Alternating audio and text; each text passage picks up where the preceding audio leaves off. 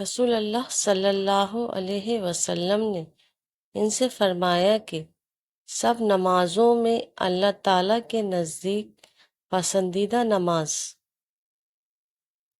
داؤد علیہ السلام کی نماز ہے، اور روزوں میں بھی داؤد علیہ السلام ہی کا روزہ۔ آپ آدھی رات تک سوتے، اس کے بعد تہائی رات نماز پڑھنے میں گزارتے، پھر رات کے چھٹے حصے میں بھی سو جاتے۔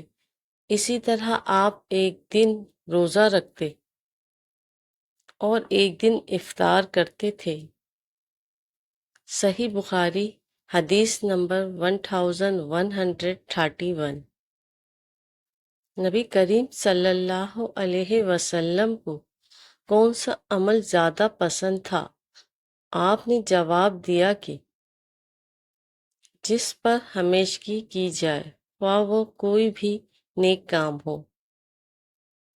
میں نے دریافت کیا کہ آپ رات میں نماز کے لیے کب کھڑے ہوتے تھے؟ آپ نے فرمایا کہ جب مرغ کی آواز سنتے۔ ہم سے محمد بن سلام نے بیان کیا، کہا کہ ہمیں ابو الاحواص سلام بن سلیم نے خبر دی۔ ان سے اشعث نے بیان کیا کہ مرغ کی آواز سنتے ہی آپ صلی اللہ علیہ وسلم کھڑے ہو جاتے اور نماز پڑھتے۔ صحیح بخاری حدیث نمبر 1132۔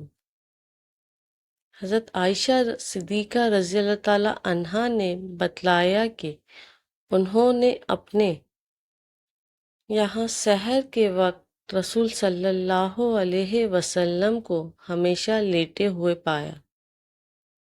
صحیح بخاری حدیث نمبر 1133۔